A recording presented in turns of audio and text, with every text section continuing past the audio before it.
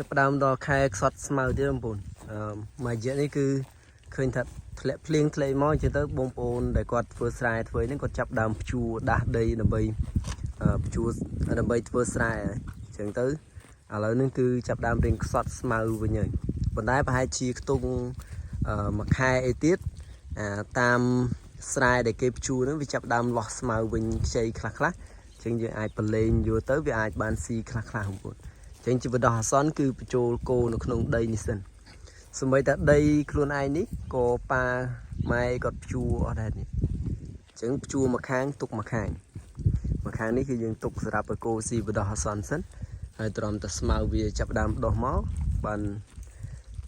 ខាងនោះឲ្យដុះបានខាងនេះរៀងអស់យើងទៅយើងបញ្ចូលទៅឲ្យស៊ីខាងនោះខ្លះខាងនោះដែលយើងភ្ជួរហើយវាមិនសង្ឃឹមជាដុះស្មៅអីវាច្រើនទេប៉ុន្តែកន្លែងខ្លះទៅវាស្មៅវាដុះទៅវាវែងបងប្អូនដោយទៅតាមស្រែតាមអីចឹងកន្លែងណាដែលគេភ្ជួរទៅចលួងឬក៏គេហៅចលក់អន្សាយអញ្ចឹងស្មៅវាដុះវែងអញ្ចឹងទៅវាគោរបស់យើងនឹងអាចស៊ីបានខ្លះតែឥឡូវនេះគឺអស់ហើយបងប្អូនអស់មួយរយៈហើយដល់ពេលទៅមុខតិចទៀតទៅយើងពឹងលើចំបើងមួយចំនួនចំបើងហើយដល់ពេលយើងដាំពោតដាំអីរួចស្រូវយើងក៏ដុះបានខ្លះចឹងវាចាប់ដើមដល់ខែមួយដែរចាប់ដើមសម្បូរស្មៅវិញហើយយើងអាចរកស្មៅរកអីឲ្យគោស៊ីវិញបានធម្មតាវិញចឹងយើងពិបាកមួយរយៈពេលបងប្អូនគោឯងអាចថាខ្វះខាតស្មៅខ្លះប៉ុន្តែវាមិនយូរទេភាសាគោយើងដាំស្មៅតិចតួចសម្រាប់ឲ្យវាស៊ីចឹងរៀងពិបាកបន្តិចហើយពួកមកកដប់នោះគឺវាទៅខាងកើតនោះហើយវាទៅរោស៊ីនៅខាងកើតនោះបងប្អូនហើយចាប់ដើមស្រេកទឹកហ្នឹងបងប្អូនគោម៉ោងប្រហែលជាខ្ទង់12ឥឡូវ12ថ្ងៃគោចាប់ដើមស្រេកទឹកហើយបងប្អូនដីនេះពីមុនជាដីច្រាបពេលដែលទិញមកដំបូងនេះជាដីព្រៃហ្មងព្រៃសុទ្ធគេហៅតំណាក់តកោម្ដុំនេះអញ្ចឹងសិតតែដើមតកោប៉ិនផ្លូវប៉ិនធុងពេត្រូអញ្ចឹងទៅហើយមួយទៀតនៅនេះគឺល្បីអាដីច្រាបហ្នឹងបានន័យថាមានពពួកមរេងគង្វាលឬក៏ច្រាបអីផ្សេងហើយដីនេះវាប្រភេទដីច្រាបមែនបងប្អូនពីមុនស្មៅក៏មិនដុះដែរនោះដូចបងប្អូនឃើញកន្លែងនោះហើលអញ្ចឹងហើយដាំស្អីក៏អត់សូវល្អដែរបងប្អូនដីវាលក្ខណៈថាវាដីច្រាបដីដែលយើងដាំស្អីមិនកើតដីប្រភេទដីប្រៃអីចឹងណាហើយកាលពីមុនហ្នឹងគឺ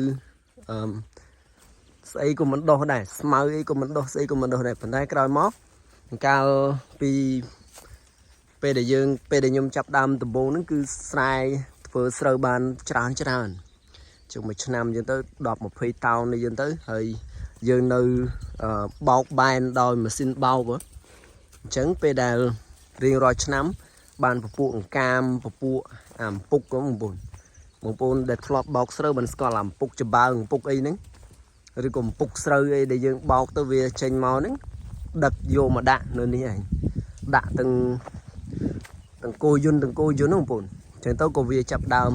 រៀងដោះស្មៅដោះអីវិញខ្លះហើយដីនេះវាជាដីលក្ខណៈច្រាបអញ្ចឹងទឹកក៏វាអត់ជាប់ហើយពេលដែលមានទឹកមានអីចឹងវាលោះស្លោះមកដើរទៅស្លោះភ្លក់មកហើយអញ្ចឹងពោតក៏ដាំមិនកើតស្រូវក៏ធ្វើមិនបានល្អតែស្មៅវាអាចដុះខ្លះប៉ុន្តែវាអត់សូវល្អទេដូចបងប្អូនឃើញចឹងអញ្ចឹងវាប្រភេទច្រាបអញ្ចឹងមានតែដាក់ចិញ្ចឹមគោnàyហើយបើសិនជាគោតម្លៃល្អដោយកាលពីមុនដីនេះគឺត្រូវហ្មងបងប្អូនយើងមានចិញ្ចឹមគោចឹងមិនទៅគោវានៅវាជុះវានោមមិនទៅវាអាចថាដុះស្មៅដុះអីវិញគ្រាន់ជាងធម្មតារៀងរាល់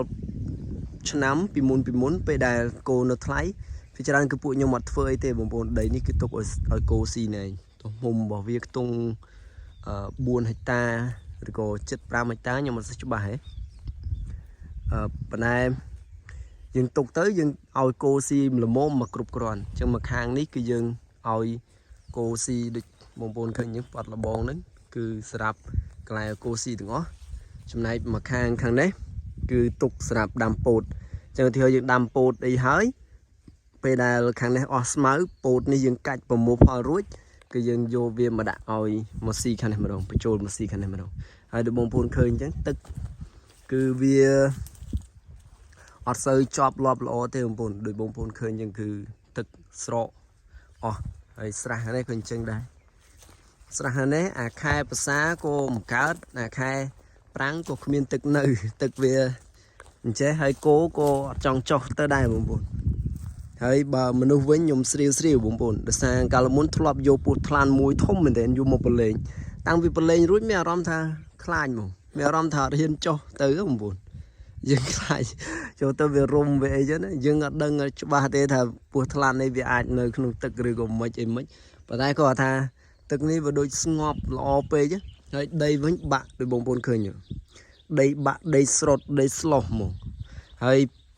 គោយន្តអីតែភ្លៀងបងប្អូនស្លោះទៅភ្លឹបហ្មងវាអត់នេះវាអត់មានតសៃដីអត់មានតសៃអញ្ចឹងវាពិបាកដើរអីពេលខ្លះព្រឺតែពេលភ្លៀងពេលមួយមេអញ្ចឹងយើងដើរទៅស្លោះភ្លុកចូលទៅហ្មងហើយដាំដំណាំវាអត់សូវល្អទេដូចពោតដូចអីអញ្ចឹងវាបើយើងដាំខែប្រាំងខែដើមដៃគេហៅដើមដៃវាទៅជារាំងងាប់ប៉ុន្តែពេលដែលចុងដៃវាទៅជាដុំទឹកខូចអញ្ចឹងពោតឧទាហរណ៍ថាយើងដាំទៅ 100% អញ្ចឹងពោតយើងគឺបានត្រឹមតែ70% ឯទេប៉ុន្តែយើងណាក៏យើងដាំទៅដើម្បីឲ្យពេលដែលយើងដាំពោតទៅអាស្មៅវាដុះនៅក្រោមពោតនឹងដែរអញ្ចឹងវាល្អសម្រាប់ឲ្យយើងឲ្យគោឲ្យអីស៊ីវាល្អហើយបើយើងដាំពោតដាំអីទេគឺស្មៅក៏អត់ដុះដែរបងប្អូនដូចបងប្អូនឃើញនេះស្មៅដុះអត់សូវល្អទេប៉ុន្តែបើបានភ្ជួរហើយបាច់ស្រូវបាច់អីចឹងស្មៅដុះល្អវិញរៀងរាល់ឆ្នាំពេលដែលគោថ្លៃគឺខ្ញុំតែងតែភ្ជួរហើយបានព្រុសស្រូវភ្ជួរព្រុសស្រូវទៅខែ6ខែអីហ្នឹងឥឡូវវាខែ5ហើយខែ6អីហ្នឹងគឺជាធម្មតាស្មៅត្រឹមជង្គង់ពេលដែលគេភ្ជួរពីវាលអស់គឺខ្ញុំប្រឡែងចូលមកឲ្យស៊ីស្មៅនៅក្នុងនេះហ្មងអញ្ចឹងស្មៅត្រឹមជង្គង់ហ្មងតែឥឡូវអត់ទេឥឡូវដោយសារតែគោវារៀងធូរថ្លៃពេកអញ្ចឹងក៏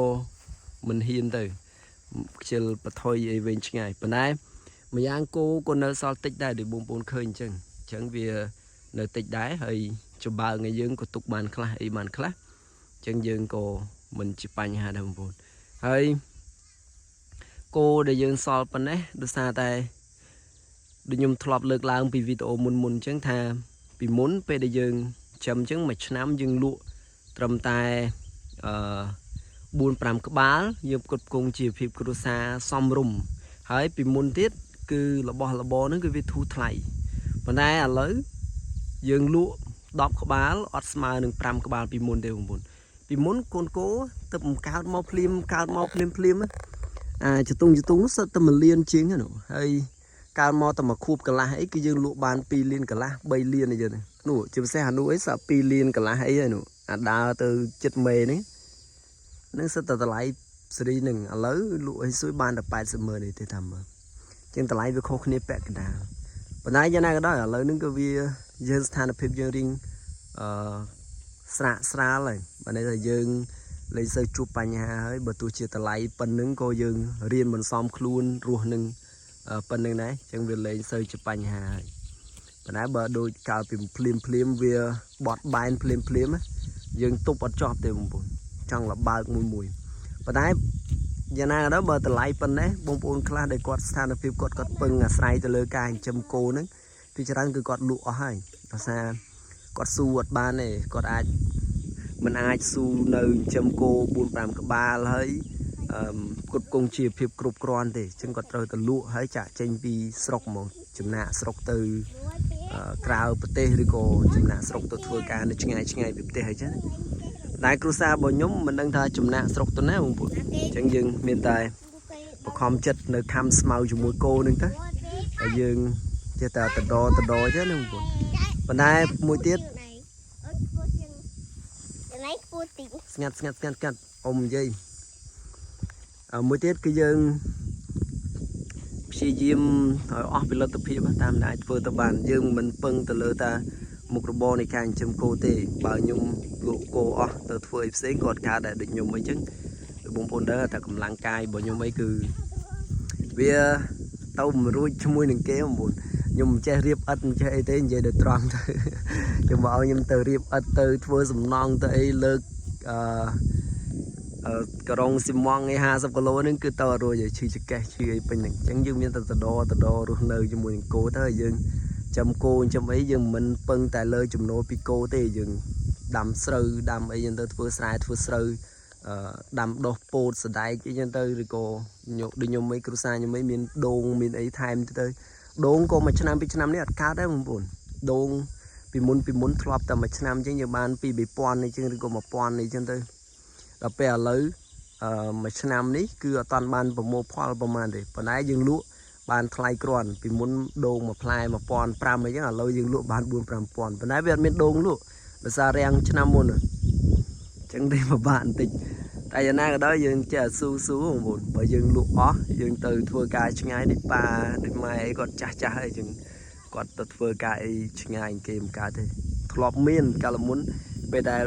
mai còn đánh cô ấy màu sai mọi gì không buồn lọp miên này khai như thế chả hay đánh cô đánh ấy từ sai đấy sạ đâu ấy đó là pe hơi đừng mấy ông buồn nè đánh chơi nó cứ qua là vô ba